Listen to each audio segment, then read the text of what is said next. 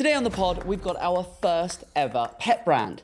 This is a business that sell luxury dog products. They're a relatively new business. They've only been going a couple of years, and it's a fascinating story. In year one, they turned over just £68,000. Year two, 1.3 million. How on earth have they done it? That's going to be the conversation. Let's get into it. Welcome to Grow with Evergreen, the podcast designed to help you grow your business by providing practical insights into all things paid media, creative, and digital strategy.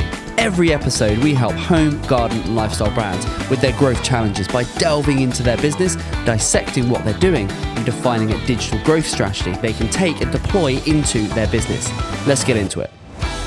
Right, welcome back, beautiful people. I hope everyone is doing well. This is going to be a really interesting one this week. We've got a pet brand, which we're so excited about because we've never had a pet brand on the pod before. And I don't think, Darren, you would join me on this, Cinema, as well, that we've been actively looking for a pet brand, haven't we? Yeah. I mean, we love pets. We do love pets, yeah. Although, do you know, actually, one of our new team members who is shortly joining us has a dog. And they asked us, actually, as part of their interview, they said, "Are you a dog-friendly office?" And we said, well, given the chance, we'd love to be. We've never had the opportunity. Which is amazing. So that's very exciting. So I think for 2025, we are going to be an official dog-friendly office. We've had two new team members. One dog, one person. There you go. Well, quite. Wonder if we could get a little Evergreen branded up little dog. Yeah, we should do that. We should do that. Anyway, we digress. Right. So this is a business. They're called Baker and Bray, sort of relatively new business, couple of years in. And we were just talking before we came on air, and incredible story, absolutely incredible. I'm going to let Neil, who's our guest today, sort of to give us a bit of background and how it came to be and stuff like that. Because Neil, as said and explained, that he's been in the sort of the pet space for a long time. And for me, I'm most curious about how on earth he's gone from 68,000 in year one to 1.3 million. Like that is unbelievable, crazy growth in sort of 12 months. So that's going to be fascinating. Let me give you, so as ever, we ask our guests to fill in an application in terms of really share their marketing challenges. And what Neil's put on here is his first big marketing challenges, and there'll be lots of people that can relate to this, is managing that CPA, which, as Darren will know more than anyone, is... cost per acquisition. Hey, I thought you were going to stumble with that. I really thought you were going to. I could see the lip going, oh my God. What we're going to do. Took me a second. Cost per acquisition. So I'm assuming that's what he means for CPA. I don't know any other CPA reference. So cost per acquisition. So managing that. I mean, if you grow that fast, that I can imagine is a huge challenge because you're just going, like gangbusters. So that's going to be interesting. Then what I think is really interesting with this one, I think where this conversation might sort of go is down the organic route, sort of SEO, which for me, doing SEO for 20 years. So that's going to be really interesting. Get to dust that stuff off because I think as a brand, if they've been grown that fast, I would imagine, I don't know, but I would imagine a lot of that growth has come off the back of paid media and they're sort of fueling that growth. They're paying for the premium of growing their business and their brand. And so what they're going to want to do is level things off and use the organic stuff so that you're not just paying a premium for every single click and that being the only iron in the fire. So, the conversation I think is going to be largely based around, first, we're going to have to drill into what on earth they are doing to grow that fast and how they're doing it. And then what else could they be doing, should they be doing, and building on from there. They're spending several tens of thousands on ads at the moment to drive that growth. It's going to be very interesting. But before we get Neil on, we've got our new little segment, haven't we? We do. Should we do it? Let's play it. Let's do it.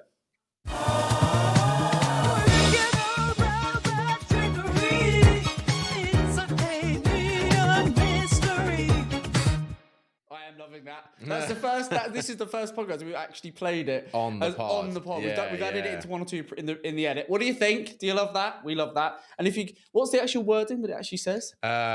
Working around that trickery. Yeah, it's a paid media mystery. Oh, hello. Yeah, it's sort of. I don't know if that's a proper rhyme. It'll do for us. Yeah. I love it. Right, come on, hit me with it. What is our paid media mystery? So last time I joked and said I'll do one on creative next time. Okay. And in a way, I kind of have. It is still paid media. I was going to say, you've not got the best track record. This has been a very sketchy start. So my question for you this week is, how many seconds does the average person spend watching a video ad on Meta? Video ad on Meta. How many seconds does the average person spend It's watching? going to be really short. 3 seconds? I'd say close, but 5 seconds? More. It's going to be more. that's closer. It's going to be more, isn't it? Maybe It's like 5, 6 seconds. 6 seconds. 6 seconds. Okay. Yeah. Yeah. 6 seconds before they decide to either keep watching or scroll on. Yeah.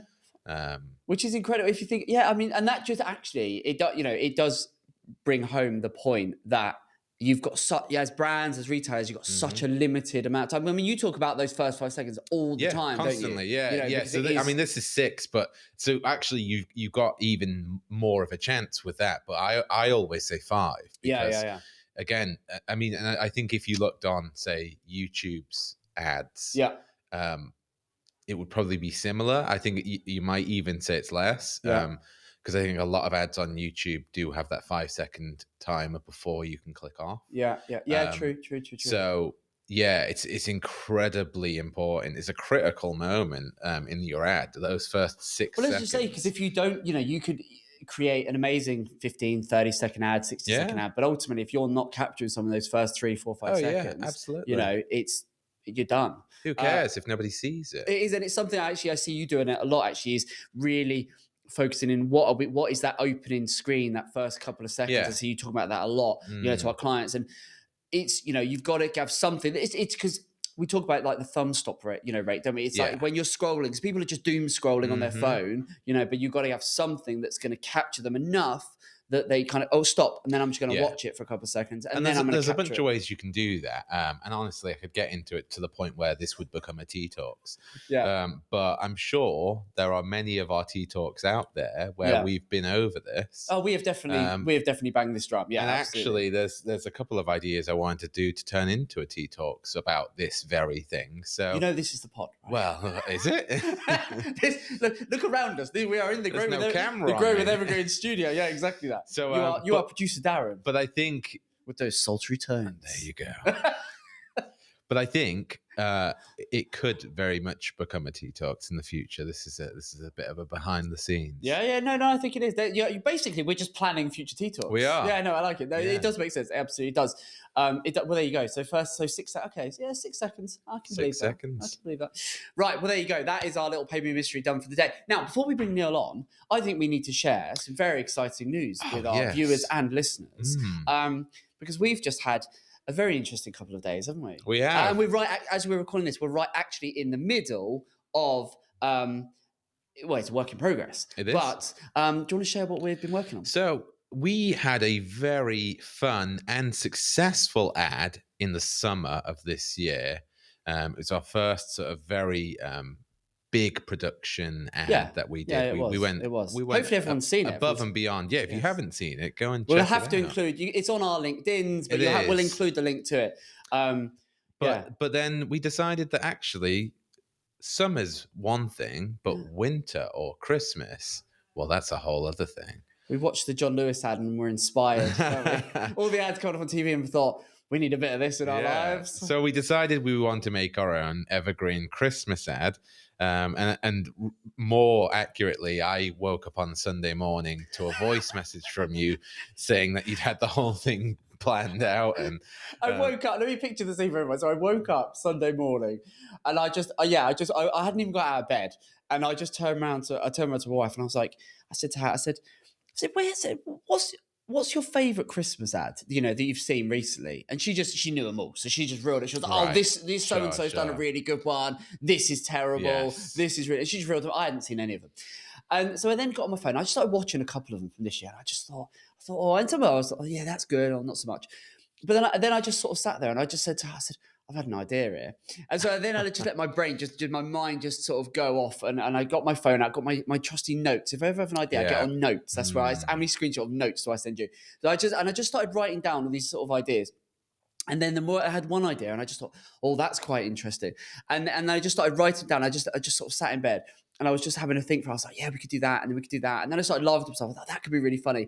And and then I got really excited and then sent you a voice note, just kind of, and I think I started the voice note by going, Darren, I was like, morning, mate. I was like, right, picture the scene. So I was telling you the script and how I thought it could work. And and then ultimately within a couple of days we were sort of out. We've been traveling the country. I think we spoke on Monday, and just for context, it's Wednesday today.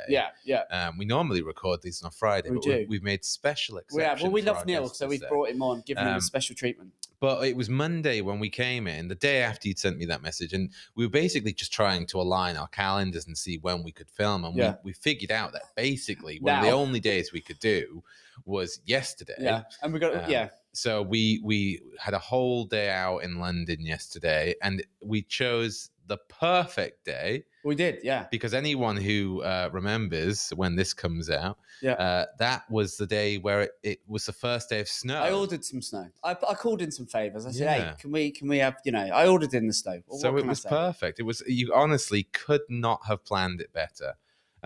So yes, we won't give it away. No, we can't give the big secret. But actually, and to your point about we did the summer ad, and if anyone hasn't seen the summer ad, go and check it out, and we'll include a link to it. But the summer ad, the thing that was amazing about that was viewed by the combination of LinkedIn. So I put it out on LinkedIn, and it got loads of interaction. I think because people just saw it. It was 1 minute exactly, which was your limit. It was like not going above a minute. So it was 1 minute. And in the summer, we did multiple scenes, and we really told a story of but it was an ad, and for ourselves, it was an ad for ourselves. And we wanted to showcase our creativity and this and the other.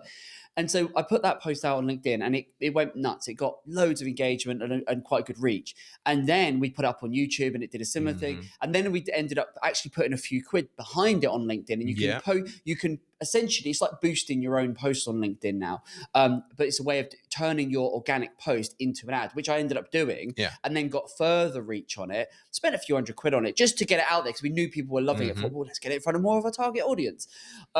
And I think all in, we probably spent a couple of grand promoting that ad. But it was viewed over 1 million times by all people in the UK, basically our target market, because those were the people we very specifically targeted. But 1 million views for a couple of grand, was insane. And as I would say, about I think we got about half 500,000 views organically, and then we doubled it with paid. But that was amazing. I mean, over 1 million people saw that ad, and it's still climbing now. It's had like hundreds of comments and stuff like that. And it just shows the power of, even on, a small budget. I mean, that ad we did in summer took us, what did it take us?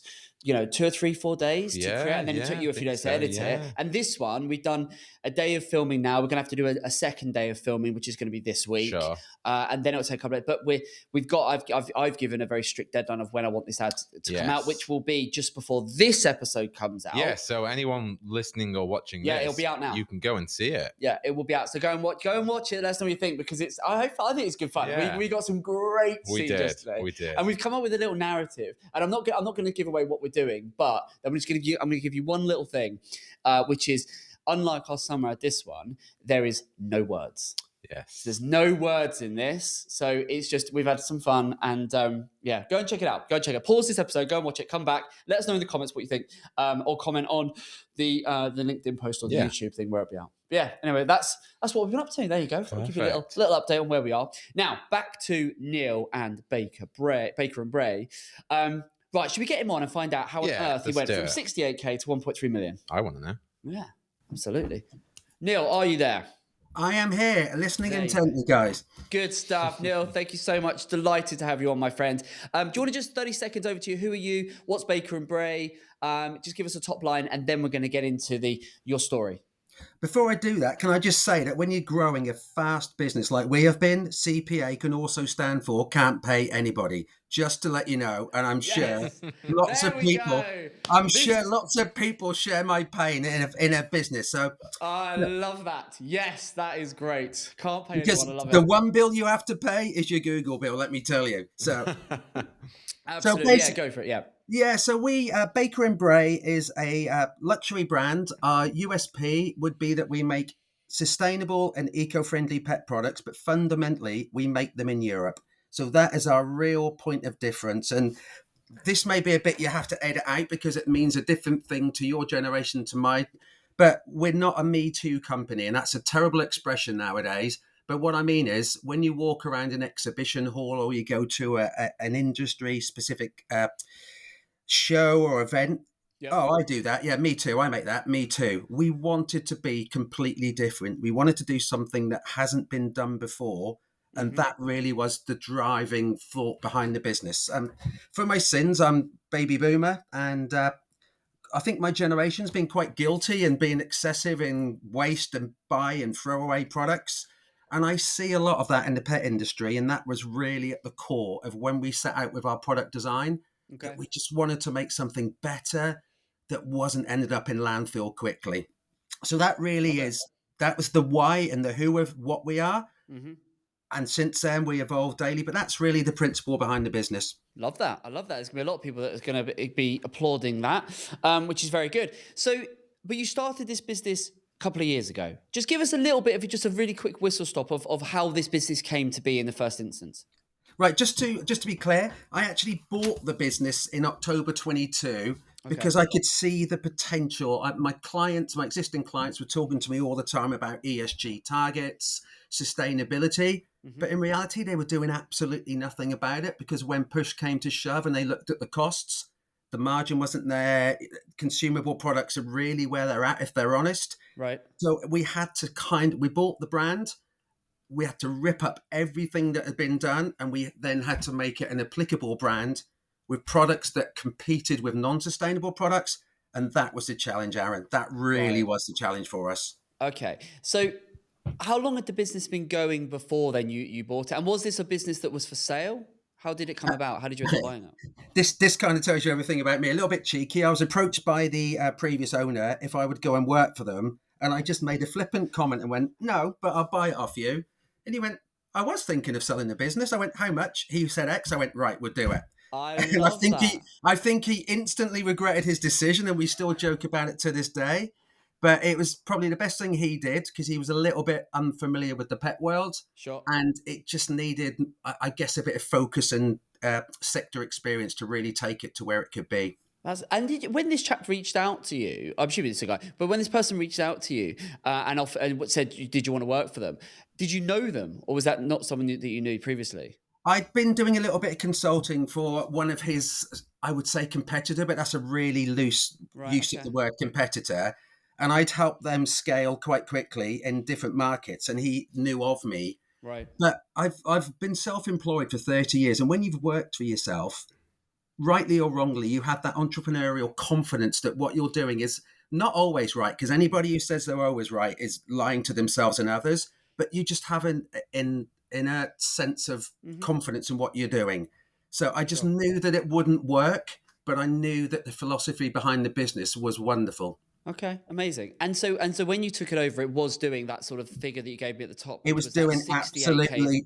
It was doing nothing. It was doing basically. We do more in a week now than they did in a year. Wow. And so, what has been the key thing or things that you've done then in this most recent 12 months, where you've catapulted the growth of the business and you've gone up to sort of 1.3 million? What is it that you've done? Just give us a picture from how you've marketed the product, got it to market. What have you done? It's really hard, but what I've done, I've taken the product to a European supplier who I'd had history with. I was really aware of what they could do, but I know that they don't cut corners. And it's this philosophy is like, Neil, we'll do this, but it's going to cost you X. So the hardest challenge, Aaron, really was making a business model that worked with a really high cost base for products. Yep. Knowing what the market price for those products was and overcoming this philosophy or perception that sustainable products cost more, because we couldn't be doing that because there would be no business from day one. Okay. So it was more about the financial aspects of the business, but without compromising on any level. That was the challenge that kept me awake for about 4 months. Okay. Interesting. And so just expand on that. Just give us a little bit more in terms of that timeline. So you bought this in, when did you say in 22? I bought it October 22 and we launched it officially again in about May 23. Okay. So we spent 6 months evolving systems, the nuts and bolts, your Shopify, your Klarnas, all these different systems that you have to have in place to launch online in 2023 as was. And what did you launch? So you launched a website. What were you on marketplaces? Were you just doing your own website? Were you running Google, Meta? Purely Baker and Bray website. That was purely our one and only vehicle at that time. We focused on it. We tens of thousands of pounds in systems and website and photography and product shots. And just on Shopify. Is that what you're We on? are on Shopify, yes. Shopify Plus or standard? Standard. Okay, fine. Okay, and so are you still? So you did that, but from 23 onwards, were you running paid media? Were you running out Google ads, Meta ads, stuff like that? Yeah, so we knew, so where we had to be different, we, again, apologies for the use of this sort of cliched word, but we knew we were slightly disruptive in the marketplace. Sure. Yeah. So we were bringing product that, number one, was made in Europe, number Mm-hmm. two was made from sustainable materials, and number three was competing on price points with products from multi-site retailers, independents, semi-competitors that were still being made in the Far East. So we were sort of having to suck it up a little bit on margin, and we still are to this day, because we didn't want to price ourselves out in the market. That was the challenge. Yeah. Okay. And so now, And remains the challenge, to be honest. yeah, no, exactly. So bring it forward to today then. What does the business? How are you acquiring your customers now? What does your ad spend look like? Your turnover. What are you doing? 100K plus a month now? It depends. We're very seasonal, so we're in our peak season right now. So we're doing about 90 to 100K a month at the moment. Okay, nice. And we are, and we spoke about this before we came on air. It's been a massive learning curve for myself. I'm from the generation where it's about relationships and product, and the product speaks for itself. Mm-hmm. And then it just snowballs, almost what we used to be organic to me, where one customer would see you, customer two would want you, you're in A, so I want you in B, and all these wonderful things. It is a different world, but the one truism that's central to everything we've done is that we knew we had to build a brand. We couldn't just be another brand. It had to be an aspirational brand that had at its core eco values. Yeah, no, I'm with you, and I'm all for brand, which makes all sense. So one of the key questions I ask a lot of our guests on the pod is how reliant the brand is right now. So if we look at that 1.3 mil run rate that you've got right now, do you know how reliant you are on, say, paid media versus organic versus referrers? What does that breakdown look like? Do you know that? I can give you an approximation that at this moment, so about 92% of our business at this current time on the Baker and Bray product lines is D2C. Okay, Break that down. Yeah. Of that, about 15% is organic. So pretty much 85% of that is through paid media. And what paid media channels are you on?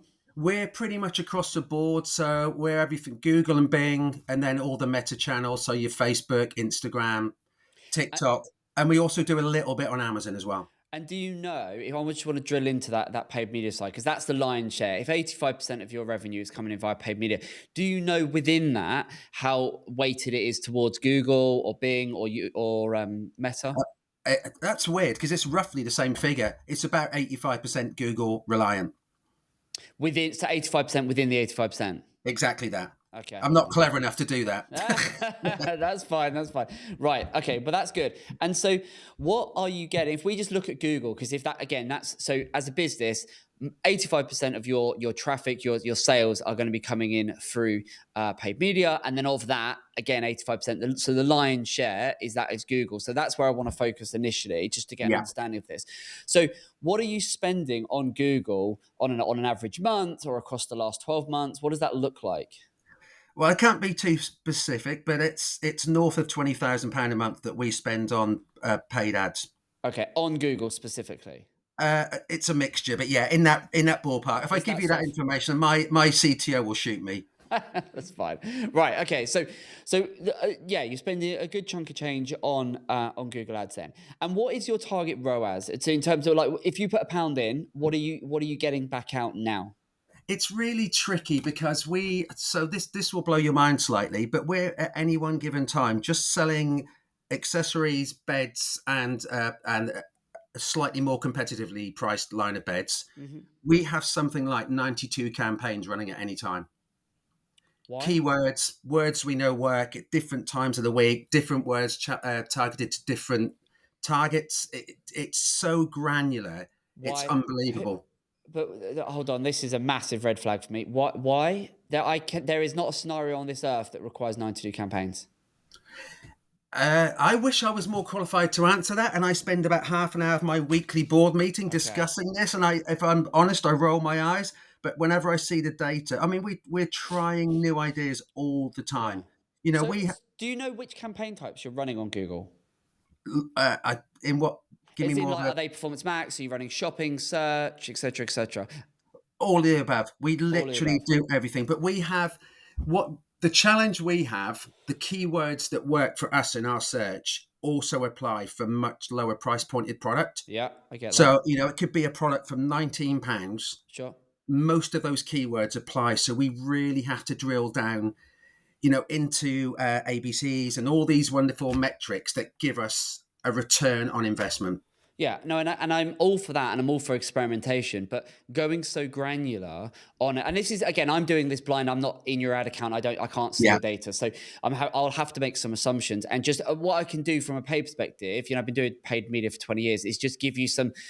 If I think of our our significant portfolio of clients that are doing various levels of revenues from where you are up significantly, Yeah. we don't have a single client that warrants more than a dozen at the very most number of campaigns. And I'll tell you why. If you've got anything like that number of campaigns, whatever type of campaign, this is specific on Google, but the same applies for pretty much any platform. If you're running a lot of campaigns, you're not going to get the volume of data into those campaigns for any kind of algorithm to kick in and understand, right, what it is you're optimizing for, particularly when you're e-commerce, which is what you are, because you're going to be optimizing for the sale. And therefore you need a certain number of conversions, certain number of sales to come in for that algorithm for the machine basically to understand, okay, Yeah. that's a customer. So, I'm all for experimentation and, running. I mean, there's an element of what you just described, which sounds like a SCAG, which again, I don't know if if you know what that is. I'm assuming not, but a SCAG is like an acronym. It's another marketing acronym. It's a really old school approach to running Google Ads. It stands for a single keyword AdWord group, works for a search campaign. But essentially the premise of that and many other scenarios I could give you is you don't try and go too granular, certainly at the campaign level, because if you do, you just won't get the data into the campaign for the algorithm to be able to kick on and learn. Now, you can look at, and what people used to do with Google Ads in years gone by is, and I know because I used to do it, is we used to be all for SCAGs, which is a single keyword AdWord group. We used to be all for micro control. And so we would try and, sort of really control all the finite details to pinpoint the most relevant keyword and the best performing ad and this, that, and the other. The trouble with that is everything out of Google for the last 5, 6, 7 years has been routinely saying, Google, it wants autonomy. It wants the flexibility. If you look at Performance Max, which I can pretty much guarantee you'll be running, Performance Max is a black box within a black box. So Performance Max wants autonomy. It wants the freedom to say, right, give me a bunch of assets, give me your product feed, and let me do what I want to do. Now, we don't give it full autonomy and say, well, yeah, Google, over to you, spend my money. But at the same time, you don't want to go try and micro control it, and I might be wrong on this, but based on what you've just said, and we trying to split test this, and because what you've got to understand is now if you think of your average customer, they're going to do multiple searches. They're going to, maybe over a period of time, they're going to have different interactions on different devices. And now the fact that we're living in, effectively a cookieless world, we have GDPR restrictions, we have we have data-driven attribution, which all of these things, they're all really technical, but they all essentially mean that your ability to micro organize and structure your ability to understand every interaction with a customer and exactly what drives them to convert is very, very difficult now. And so are you running GA4? Like Google Analytics 4? Do you know what that is? Yeah, I do, Yeah. and we are. And in regards to the point about Performance Max, so yes, we absolutely do use that. I should clarify, it's funny you said 12. We have 12 keywords that fundamentally drive most. Yeah, and the others I mentioned are real granular. Within those, we make a couple of really unique products that we almost have to lead the horse to the water. Like, guys, did you know this is available? Sure, So and you're always going to be experimenting, but it doesn't surprise me that you're running 10, a dozen keywords. Most of our clients, there are a small pocket of keywords which fundamentally driving their business forward because put yourself in your customer's shoes. There's only so many ways you're going to search for that type of product or that type of service.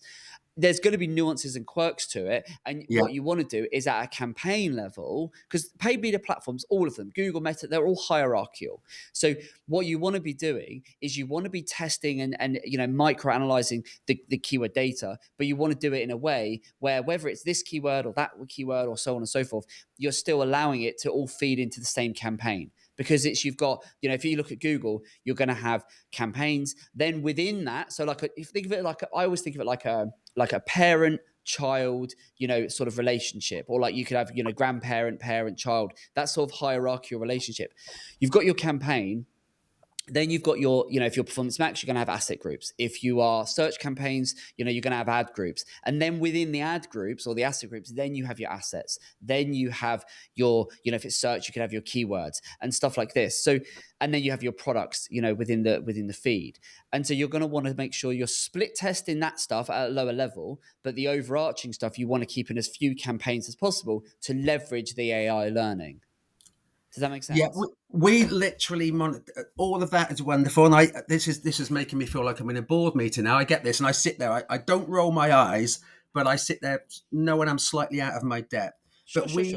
No matter how much we spend on Google today, and it fluctuates throughout the month and peaks and drops. Literally month on month, it changes. Right. But no matter what we spend, when we give Google some autonomy, when we give it the ability to say, right, go and find me some sales, guess what? My CPA, without exception, goes up. Without exception. Right. Okay. But what is your CPA at the minute? I can tell you as a percentage. I can't even tell you as a percentage actually, because we have such diverse price points, and we're still at the sort of drill down granular level of looking at where we actually spend. It's really hard. So my price points go from $12.99 up to £189. Yeah. You never know whether somebody searching for the cheaper price point saw something better and thought, oh, do you know what? I'm going to spend £189. Yep. Or you don't know if the campaign for the £189 resulted in a $12.99 sale. Nobody can ever tell you that. We're getting better at learning that, and we are more confident that we're getting it right. But it's so hard to answer that question of what contribution CPA is because of my spread of price points. It's really tricky. So the answer to that is very simple. The way you want to, and again, this is I'm doing this without seeing the ad account is obviously something to do. And I appreciate, as I say, you're not in the weeds of it either. So these are just things that you can note down, take away, and the person that is on your team that's doing it, you can go, have we done this? Is this how we're doing it? And that's really the point of the pod. So for me, we've got various clients that have very similar things where they'll have products, I can think of numerous clients that we're working with where their products will range from a few pounds up to tens of pounds, hundreds of pounds, thousands of pounds, sometimes tens of thousands of pounds. So what you want to do at that, you use your price variation that can, in some scenarios for e-commerce, be how you define your campaigns. So you might have, to put it really simple, if you've got your products ranging from £12, you might say products between £12 and £30 or £40 or £50. Right, we're gonna bundle that in, and then you can set a target CPA for your products under £40 or products under £30, right? Because you can understand that. Then at a campaign level, you can structure it differently and say, well, if it's products that sell, and then this is just how you segment your feed. It's very simple. You can then say, well, products that sell between a price range of £40-50 up to £100, we're prepared to pay a little bit more for that customer because the average order value, the AOV is therefore higher, and so I would structure it. Are you doing that? That's how I would structure it. It's funny. I love the way you say it. It's so much more eloquent and informed than me. But in my simplistic mind, because I'm doing so many tasks daily, we reverse engineer the ROAS. So we look at what we're willing to spend to achieve it by price point as near as we can. That's how we do it.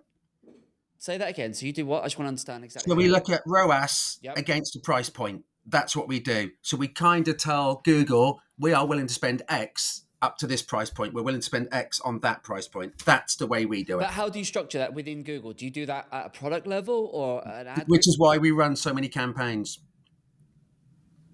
Right.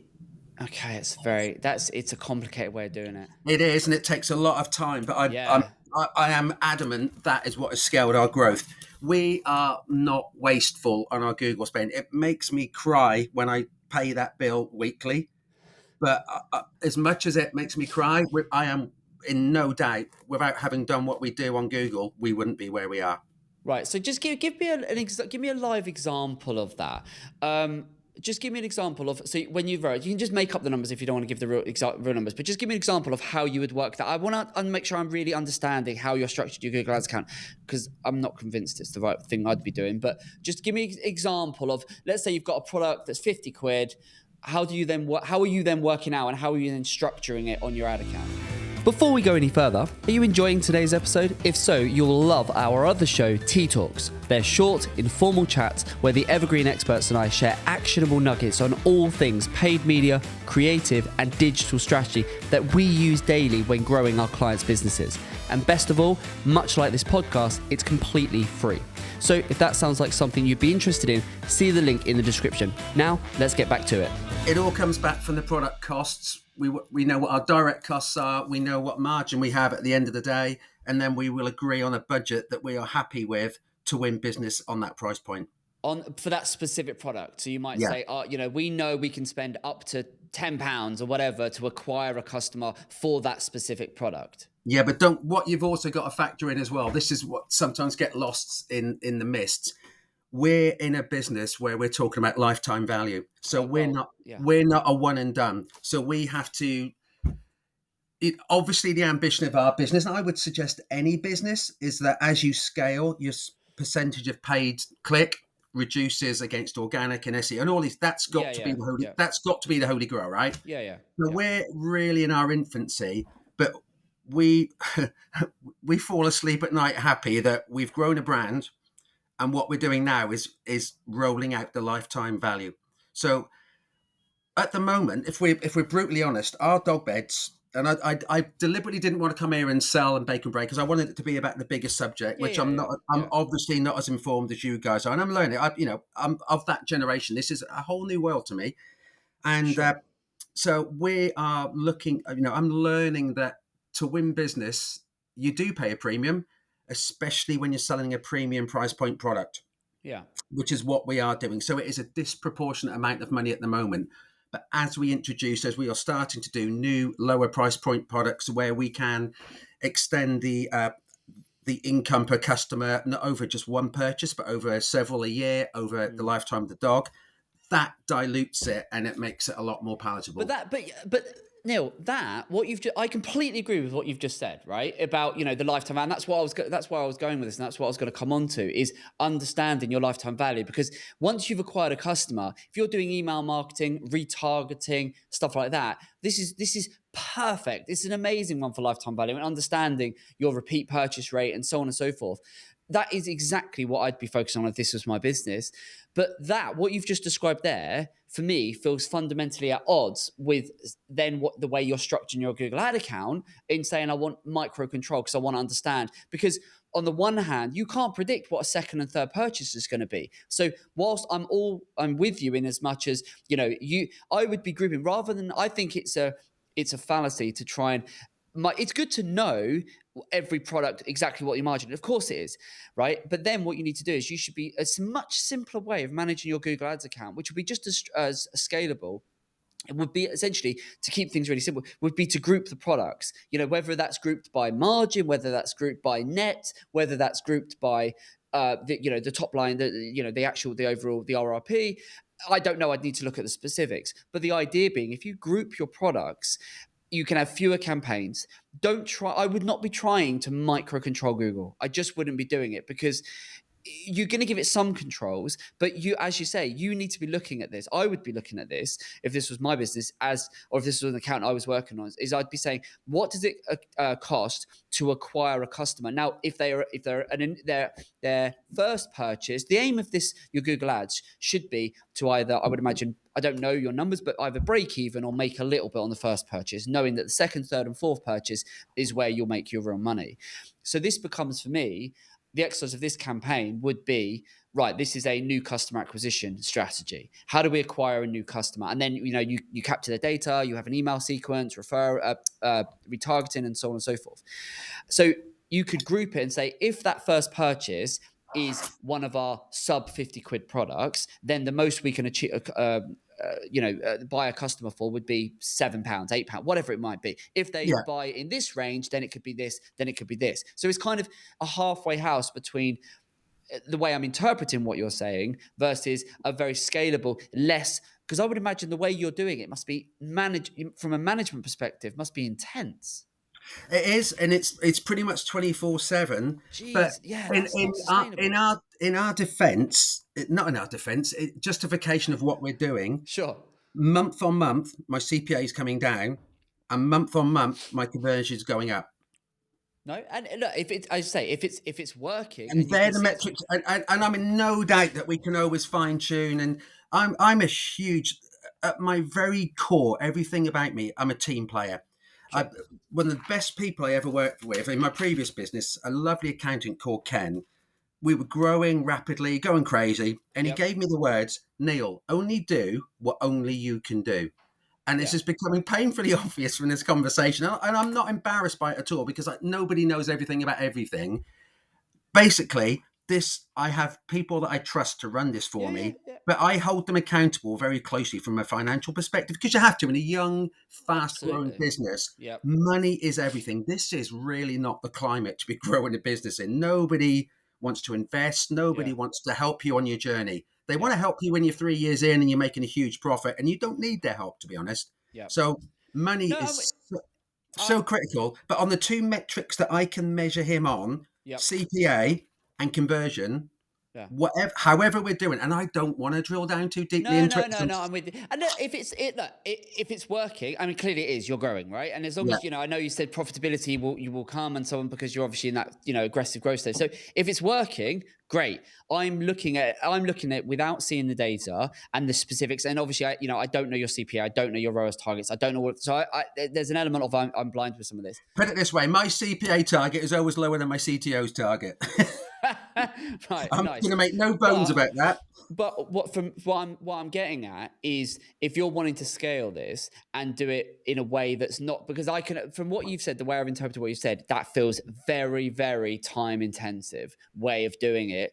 And I just know that there is potentially a far more efficient way of achieving the same thing. But that, that's just through I look at things through an agency owner's eyes, in terms of we're managing lots of client accounts, and we look at the most efficient and productive way of scaling accounts, and leaning into the algorithms. We know what Google wants in terms of, it wants autonomy. And what we want to do is we want to give it autonomy, but with very clear parameters on what it can and can't do. And so we set, rather than trying to micro control, which it sounds like you might be trying to do, we turn around and go, here's the rules of the game. As long as you can stick within these rules, go nuts. And that just leans into what Google wants, and is routinely the last 6-7 years has been just saying, this is what we want. Lean into the algorithm, because it's so powerful, and it is going to be way better at optimizing than anyone is going to be able to do manually, because you're trying to go against the tide of where Google's going. Is just an initial sort of assessment without seeing the data. But as I said, I'll come full circle. If it's not broke, don't fix it, and it's clearly working. So I applaud it. I just think the person who's doing it, blimey, they must be knackered, because that's going to be a lot of work. They are. I have to say, well, the fact they're a shareholder in a business and have a joint destiny, I think that helps a lot. That's going to absolutely help. And they might listen back to this and maybe take one or two nuggets and think maybe there is a more efficient way of doing it. Because I know, and I've had other guests on the pod, actually some recently, where it's very easy when you're in and you're doing and you're just do. Then actually, sometimes you need to zoom out a little bit and get a different perspective, and actually go, we've got so used to doing this that what if you put a practice in place when you're only doing your first couple of 100,000, and then suddenly you've scaled massively, you get to a point where you go, hang about a minute, we're still doing this same way of working when we were only doing a handful of sales a day. Now we're doing 50, 60, 100 sales a day. This needs to change. That's the way I'm looking at this, going, well, hang about a minute. If we want to scale this, we haven't even spoken about where you want to take this brand. Are you building it to sell? Are you building it to go to a 5 million, 10 million? If you're wanting, for me, that's where I'm looking at this through, going, how might things need to change? Yeah. I mean, I should just, don't forget, we're using that horrible word again, disruptive. Nobody's doing what we're doing. So we're not only we're having to educate as well as inform and give brand awareness. So we have got that slightly different challenge. Sure. And this is a sales bit. And if I don't believe this, who is going to believe this? But truly, our beds are the best out there. Nobody believes. When we go and do dog shows, when we go and do, exhibitions, Yep. we see people wander to our store. It's pretty reflective of what happens in the digital world. Our average conversion time is between 4 and 5 days. We see people come on the website, they go and look at our competition, and the majority come back. Nobody ever all comes back, but the majority come back. Sure. So it's really hard to get that message out because each one of our beds contains on average 40 recycled plastic bottles. Right. I genuinely believe some of our customers, when the bed turns up, expect it to crunch. I think they genuinely think the dog's going to lie down and there's going to be plastic bottles in it. So we're having to inform as well. And that's why we have to go that little bit more granular. And maybe 92 is the amount of campaigns we've done since October 22. Maybe I'm slightly wrong with that. I would be surprised. And I'm sure we've got a cache of core campaigns that Tim is running. And he's probably going to listen to this and throw me up and tell me what an idiot I am. But the two for me is continual reducing CPA and the higher conversion. That is my metrics. You're definitely looking at the right metrics. They are absolutely the sorts of metrics you should be looking at and tracking and monitoring, which is all good stuff. Now, what I want to do is I want to move on just quickly to another area, because if we look at what you're doing within Google Ads, fine. But there's arguably an even more important part to the future of this business, which is, as you said in your application, is reducing down the brand's reliance on paid. And one of the best ways to do that is to improve your SEO and your organic visibility. So what are you doing when it comes to SEO and organic visibility and brand building? What does that look like? Right. So I'm showing how uninformed I am.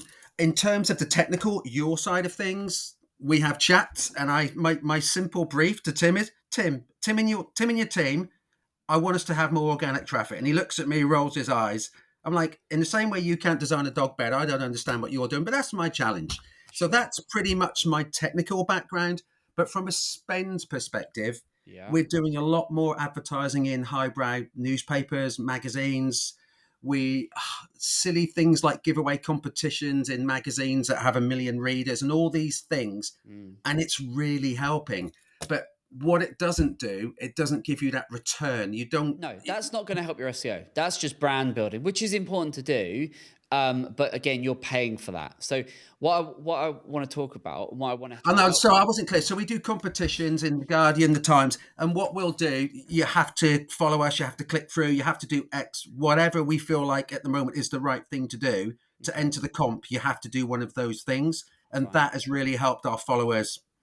So that's building your social stuff, which is good. So there's multiple irons in the fire. Your overall objective for this brand needs to be to build the brand and to establish yourself as an authority. Now, getting featured in publications, the Telegraph, the Guardian, all of that is great PR. That's great brand exposure. That's great for authority. So that. Amazing. Running competitions in, industry publications and so, yes, absolutely great. Doing that and having a call to action to get people to sign up to your socials and engage with you and upload pictures and all of that stuff. Yes, all of that, amazing. The issue you've got is none of that is going to help your SEO.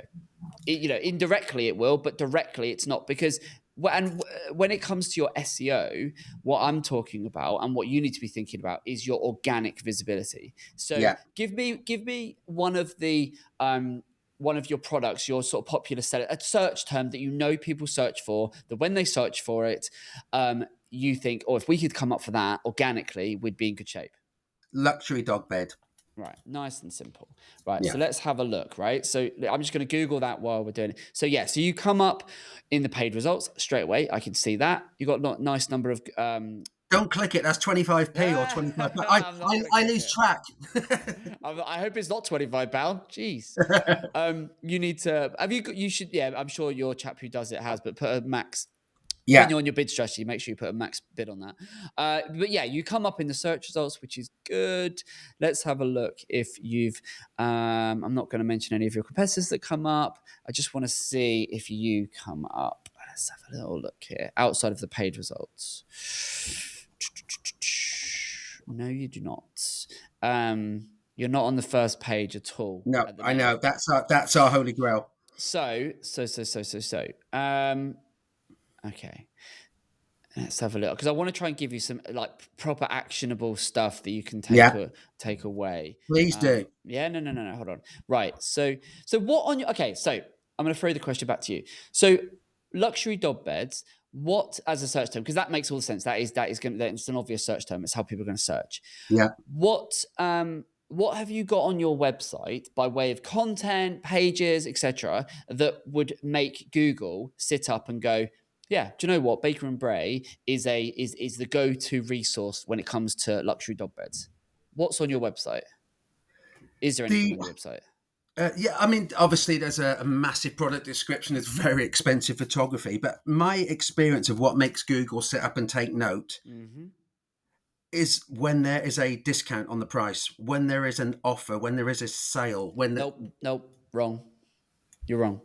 I'm happy to be wrong. I'm happy to learn. Every day's a skill day. No, it is, and that's what I'm telling you. And I don't put any points on the pod. That you are wrong. So what Google ultimately, it wants to serve the best information to its users. Yeah. Yeah. So Google is a search engine. The clue's in the name. People go onto Google to search. So in order to, what you've got to do to improve your visibility for, say, luxury dog beds and various other synonyms and keyword variants, is you've got to look at your website and say, right, why do we deserve to rank for luxury dog beds? And so, for example, I'm going to give you some really practical tips. And anyone watching this, you can go onto the website bakerandbray.com and you can follow along and see what I'm going to do. So there's a few things, and I'm just going to run you through them top to bottom. So on your home page, which is your most important page, on there, your page title currently says Baker and Bray luxury dog products that don't cost the earth. So that's fine. That kind of is a bit of a say it in a nutshell, which is fine. But it doesn't, in that page title, say luxury dog beds. It says luxury dog products. If we then, I'm just going to do it. Hold on. So let's have a look on your homepage for where it says luxury dog. So you've obviously got it in your product. There's various products that feature quite highly below the fold. Yeah. That's like most of your, so you weave it in there. So you've got a few mentions on the homepage, but nothing in the above the fold. So one of the first things you're doing is you've got to make sure that in all of the key touch points on your website, you're reinforcing this is who we are and this is what we do. Yeah. So there's ways you could better optimize the page for luxury dog beds, because at the moment, what Google is seeing on your website, you've essentially got a whole bunch of products that say they're luxury dog beds. Fine. And I'm sure they are, they do look beautiful, by the way. I'm sure the products are great. They look great and they say what they are. The trouble you've got is your competitors, albeit they might be inferior products, this, that, and the other, but from a product perspective, the way Google will read this website is Google will just see it as a load of images, product titles, and prices. And so what is the differentiating factor between Baker and Bray versus all of your competitors? Right? That's the question you've got to answer. So is there anything on your website right now that you would say, we deserve to be top because of this, or this? Is there anything that you would say is, because you come up on, I've just found you now, so you're coming up on page 2 right now but that's a specific product. So Google can see and has indexed your specific products for luxury dog beds, but as a category, as a search theme, you don't have anything that you're not telling Google and reinforcing to Google, this is why we deserve to rank. So the way to get around this, what you've got to do is you've got to look at your website and think, I need to make Baker and Bray an authority when it comes to luxury dog beds. And then the same principle applies to any other category that you want to be visible for. Does that make sense? So because you've got on your website, you've got a best dog bed 2024 guide on your website, yeah? You've got that in the top nav. You mean in the accolade from the Telegraph, yeah? It will be, yes, yeah. So you've got that in there. And is there any other guides, resource? What have you got on your website that reinforces? Because that's ultimately what you've got to do with this, is if you want to own luxury dog beds as a topic, because there are all sorts. So you've got luxury dog beds, best luxury dog beds, and then you've got a whole bunch of different, very specific ways in which people look for, they look by size. People look for large luxury dog beds, and then luxury dog beds with a cover, and then do you do any personalization? They do personalized stuff. Then there's luxury dog beds for small dogs, and then for Labradors, and with this and with that. There's a million different searches. And so for me, if this was my brand, from an organic perspective, what I'd be doing is I would be scouring the internet to find the best guide. Essentially, it's a guide. It's like a written guide. You need to create a resource, ideally something better than just a written guide. But we talk about quite often on the pod, Darren, I don't know if you've got any ideas, but we talk quite regularly about creating like hubs, don't we? Yeah, like content hubs.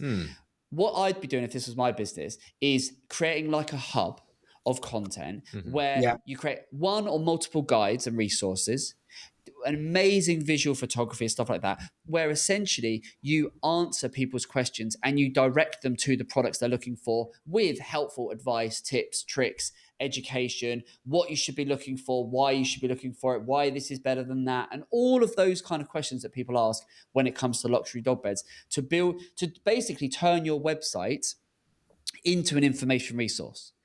And I'm starting to think you've hacked my email, Aaron, because it's like you can, obviously we're on a journey, we're still relatively young. Yeah, of course. But all of that is being addressed. I obviously can't say too much. Obviously, exactly. But going back to your point about the luxury dog products, our catchphrase, I was quite proud of that. I thought it was a nice play on words. Don't cost the earth and the eco. I thought, anyway, but we obviously don't just make beds. We make an array of product. So it's really hard when you have your landing page with your hero images. Sure. To go that level. Obviously, if people click through from different ads online, they go to the landing page and it's a little bit more specific to the search term. And I'm not saying, and absolutely, but what I'm giving you here is organic SEO. These are organic principles of how you at the moment how you turn your website from just being a shop window right now. From if you look at your website, and this is me being quite hard, but this is you come on the pod. I want to give you something that you can take away, and you can go, I can implement that, and so.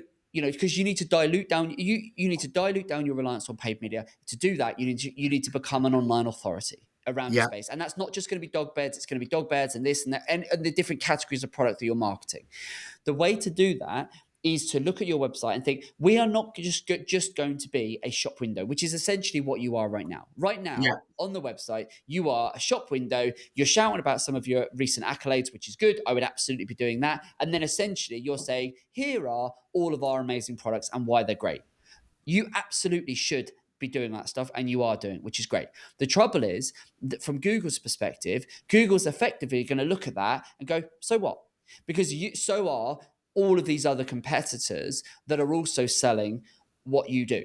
And so what you've got to do is you've got to turn yourself into an online authority. And so the way you do that is by educating, right? By answering people's questions, by turning the website and balancing it between, on the one hand, yes, we are a shop window, but at the same token, we are an information resource, and we're going to put our best foot forward, and we're going to answer your questions. We're going to educate. We're going to turn our website into, and there's lots of different ways to approach it. And while I've been talking, I've been having a quick look and I'm not going to mention them on air, but I'll send them to you afterwards. Some of your competitors, that is exactly what they are doing. And I'm sure you already know this, but they are doing exactly this. And the content that they're creating is not commercially led. It's not, here's the product. It's not buy the product. They are doing it to essentially establish themselves as an authority. And the way that works is, if you know your customer who may be looking for a luxury dog bed, or maybe thinking about it, or it's what are the questions they're going to ask, the things they're going to want to know, and then you create a resource or a guide or a hub of content that you can put on your website that reinforces to Google and to users. We sell the product, but we're also experts at the problem that our product solves, or the reason we've brought it to market, or the key USPs of it, and so on. Does that make sense? It makes total sense. It makes real sense. I mean, because we are in a very emotive industry. You absolutely are. My core customer, obviously I can't give away too many specifics, but we know where they fall.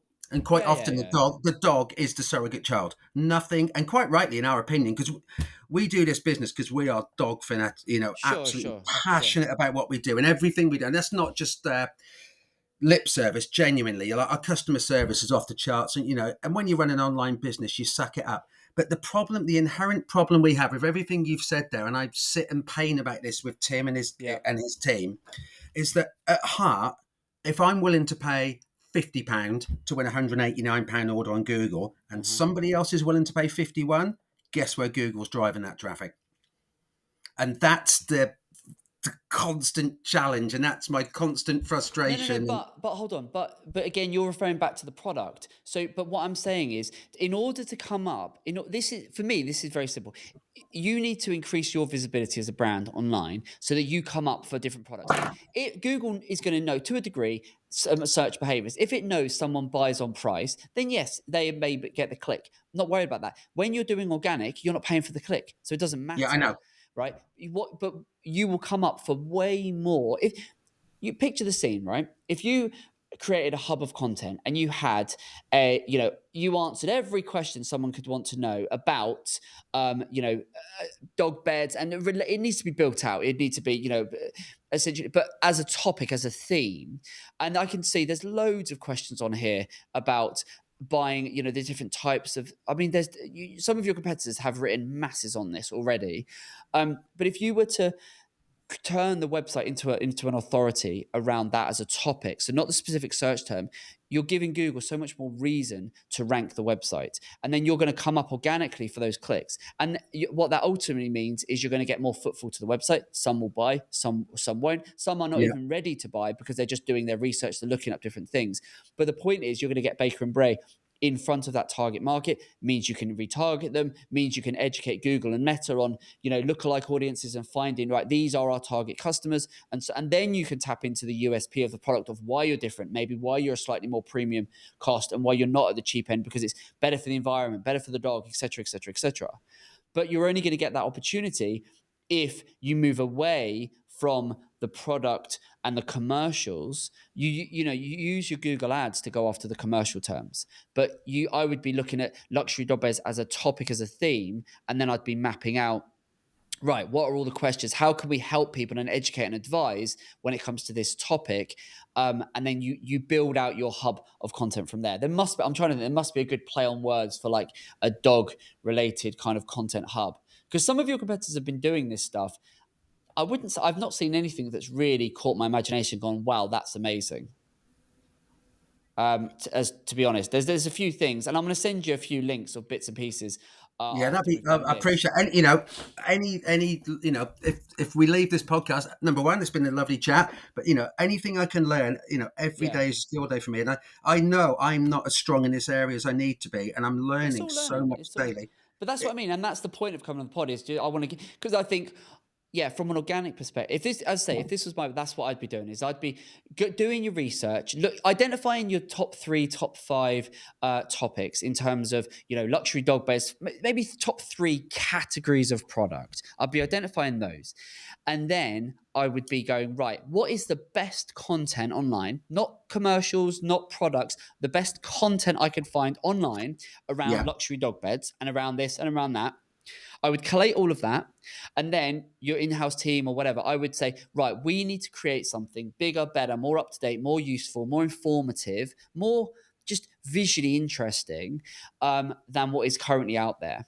And then so you raise the bar, you create something. It's the whole premise it's called evergreen content. It's not a branded thing, it's actually a thing. If you Google what is evergreen content, the premise of that is we're going to find the best of content that's online for our topic, our subject matter. We're going to create something bigger and better that we know is going to serve value today and 10 years from now.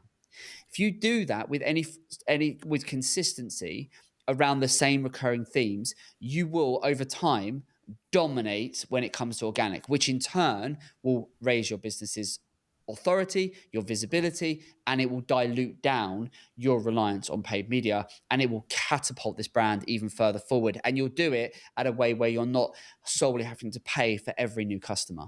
Yeah. I mean, And we are, yeah. that river, that stream is going in our favor. Brilliant advice, and I really appreciate all of it. But I would just err on the side of caution. We're still effectively only 18 months old, and a lot of what you're saying now is like the finessey, nuanced bits once you get the basic nuts and bolts in place. Absolutely. I'm not, and that's it. You've got to get the, as you say, the stuff which you've done, but that's your biggest marketing challenges on the application were we need to dilute our reliance on paid media, and we need to increase the organic visibility. What I'm saying is, there's two parts of it. There's the on-page optimization, so making sure that products are well optimized, and they look pretty well optimized. So that's good. That's the basics. Beyond that, it's about saying, right, using content to establish yourself as an authority. Look at this podcast we're doing, right? The podcast that we run at Evergreen, we speak to brands in this space. It's all to place ourselves as an authority. We're not selling. We're not talking about our services. We're just having conversations with all of our content. It's to educate, to inform. And I think from your perspective, from what I've seen, no one's doing that. So I would be using like YouTube. I'd be using videos. I'd be using product imagery. This is the product. This is what and why and how. Answering people's questions that they ask. Doing that stuff is going to place you as an authority, and it's all going to take time. It does. Sadly, it takes time. But do you know, one of the nicest things that's happened in our business is, if you think about it, our beds are counterproductive to a lot of vets. Yeah. Because if you're on an orthopedic bed, your dog sleeps better. It has less joint issues. It's just generally better. It's not springing off the bed onto the settee and all these things. It's avoiding joint and hip issues.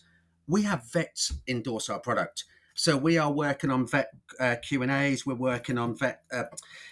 we've got so many vets want to be aligned with us because they're seeing what we're doing, particularly with the ESG commitment and the sustainability and all these wonderful things. But it all blinking takes time, and cherry picking your battles is like, God. And sometimes you can lose sight. Sometimes you can lose sight of the importance and the relevance of the contribution or the reduction in costs and the increased margin just from being busy every day. It's just... No, I think what you're doing is great, and you've made massive progress, and I just think that it's exciting to think where you can take this. As you say, you're with the paid. I've given you my thoughts on that. I think I'd be looking for efficiencies in terms of where I can scale it, and then I think from an organic perspective, I will I'm going to send you, as soon as we come off the pod, I'm going to send you a bunch of links to the stuff that I have found online. Brilliant. I think with you put a bit of your energy, effort, and enthusiasm and your passion for what you do, because that comes across in spades. You put that into let's establish Baker and Bray as the go-to authority for the categories of product we sell by educating our customer. You do that with great visuals as you've got on your website. I think you take the roof off. I think it's incredible. So I love it. So look, I look forward to achieving that with much gusto. Let me tell you. Can I just say one thing? I've really enjoyed the podcast, but do you know what? Saturday night, I went to pick up my oldest child, 26. He should know better. He went to a gig. I'm like Dad the Taxi. Okay. I kind of feel like Dad the Taxi on this podcast because your youth and exuberance comes through, and I'm sitting here feeling like I've got my slippers on last Saturday night. Again, it's hilarious. I keep sitting here cringing. I love it. No, I think I say I love it. I like the fact that what you've done is incredible. And I approach things through, a different lens. And that's the whole point of the pod, is to come on, to get that different view on what you're doing, give you food for thought, maybe things you have thought of, things you haven't thought of, and you can go back, speak to the team and go, well, I spoke to this guy, and he said we should do this. And have we thought about that? That's the whole point. Darren, you want to do? Yeah, I just had one last question before we go. What's your favorite dog breed? Oh, you're going to get me in trouble. Oh, you're going to get me in Right, I'm going to name 3 because then I won't annoy all my customers. Sure. So I personally have a golden doodle. Oh, okay. And I always had Goldens growing up, but my wife's moderately allergic to dog fur, so we compromised on the Golden Doodle. So I have to say, fantastic dog. Yeah. My son, Will, who works in the business, is besotted with Border Collies. I have no idea why, but when we do trade shows... But my oldest son, thank God he doesn't make the buying decisions in this house, wants a Bernese. I'm like, no, that's like living with a horse. They are fabulous dogs, but my God, the hair and just the size of those, they are stunning. But I'd like to be able to get to my couch at night, and I really think I'd struggle. Nice. There you go. I love that. I love that. How about you, Aaron? I don't know. I don't. You've Do got you know to. what? I don't even know what it's called, but I want I actually genuinely don't know what it's called, but I can picture it. Okay. A little one. It's a little one. It's a little dog. A little dog. That's yeah, that's about as much you're going to get out of me. Okay, I could picture it. I'll dog. find a picture and I'll send it to you after. I'll send it to you after. Yeah. But names of dogs. I've got to go. I have no clue. Those 3 dogs you've just mentioned. Oh, really? Not a clue. Really? Okay. I have no. Yeah. I've got to go classic. I'll go for a golden retriever. It's too big. That's a big dog. That's the fair size. It's fair size, but Yeah. Just like a little one. I can picture. We see people walking around the office actually with it sort of done. I go, yeah, that's cute. Like just a little one that sort of, is quite placid and chilled. But you know what's really nice? Yeah. A lot of the, sadly, a lot of traditional British breeds are under threat of extinction. Yeah. So think you won't have thought about it, but you'll realise now, Old English sheepdogs, you just don't see them anymore. Fabulous dog. But one that's making a little bit of a comeback is the Irish Setter. We do a lot of trade shows. And I love Cockapoos, but it was kind of at the expense of the Cocker Spaniel, which for me is a fabulous dog. And you are seeing a lot more Cocker Spaniels now as well. But I must also give a shout out to the wonderful, there's so many great people, and it's such a vocational industry. And the people who work in rescue homes, rehousing dogs, just so under the wire. And the work they do is phenomenal. There you go. Amazing. There you go. Yeah, I've just proven how little I know about dogs. I've never owned one. I've never owned a dog, so I've never had one. So it's I love them. That's why as we said at the top, like the idea of the office. Maybe the office becoming dog friendly will be my step into. Because I do. I mean, speak to Hat, because I've said in the past, wouldn't it be good to have a dog? She's like, no chance. She's really calm. It's very calming in the office. Honestly, it's like assistance dogs. It's just you look in their eyes. And you just feel less stressed. Honestly, my 2 dogs follow me if I'm working from my home office or up in the business. I always take them with me. It just calms you down. It's just brilliant. It's wonderful. Yeah, I've asked Hat if we could have it. She said no, and then she actually said, she was like, not until, she's like, wait until you work part time. I was like, well, that's never going to happen, is it? And she was like, exactly. And I'm like, all right, fair enough. Yeah. So there you go. Neil, thank you so much for being on, my friend. I hope you enjoyed it. Thank you so much. Anyone that is interested, do check out bakerandbray.com. It's a nice brand there. Right, Darren, I think we better wrap this one up, hadn't we? I think that was a very interesting conversation. I hope I sort of got a sense there from Neil that there's obviously some bits and pieces he doesn't quite know, which is fair enough. And obviously, it's, new business in. He's still finding his feet and getting things established. I hope he didn't take my feedback, did he? I think we got away with we'll be all right. Because I think, like, just from a pay perspective, I just think as soon as I heard that all those campaigns, I just think I do, and I've seen it before with that. I think I've seen it where brands, and we've reviewed some recently, where they're trying to micro control, and I just have to come in and go, why? You're trying to push water uphill with this because you're trying to get such a level of understanding about your data. But we live in a data-driven attribution world. Google is going to attribute the value or the value of that sale across numerous touch points, different devices. It's going to make trying to go, that was the trigger or that was the product they were looking for. You don't know. And I think trying to micro control it is a bit of a red herring. Which is why I called it out. And then I think organically, lots of things there. But so many e-commerce brands get so fixated on it's the product because that's what you're selling. And I get that. But the fundamentals, for anyone watching, the fundamentals that you need to ask yourself when it comes to, if you run e-commerce and you're thinking, we need to increase our visibility, and I don't want to do it at the cost of just relying on paid ads, which is what these guys are today, is look at your website, go, well, why do we deserve to rank? That is a sentiment I've been saying my entire career. Is I just go, and it's one of the first questions I ask when I start want to talk about SEO and organic and weaning themselves off ads. I said, well, why do you deserve to rank? Oh, well, we've been going this long and we've got more products and ours are cheaper. And I go, but how does any of that tie back to what Google cares about, which is a search engine? People go on and I think that's the main point, is that it's so easy to forget that at the end of the day, Google is a search engine. People go on. So if they may be searching for the product, yes, but if all you are doing is providing the product, going, well, here's all of our products. Oh, and here's 50 other competitors that are also going, here's all our products. Google's going to go, well, who cares? You've got to make sure you deserve to rank. How do you do that? Well, Google's a search engine. So put words and images and videos on your website where you're educating, you're adding value, you're offering expertise and authority, and insight, therefore building yourself as an authority, suddenly, you've given Google a reason to go, well, okay, I've got 50 websites that sell the same thing, but only a handful of them are producing content that is actually educating and asking the question that customer or that potential customer might have. If you do that, then suddenly you're giving Google a reason to actually think, oh, do you know what? I'm gonna rank that website above the competition, and that's how you get that's how you make a difference. That's how you stand out. Simple, pimple. It is at least it is to me, and hopefully now it is to Neil and to you for watching. Thank you so much. I think Darren and I are going to wrap this one up, and see where we go. Well, we've got to finish our ad. That's the big thing. Yes, we do. Oh my goodness, and if you're watching or listening, make sure you go over and check it out. Yes, please do, and we'll see you next one. Take care.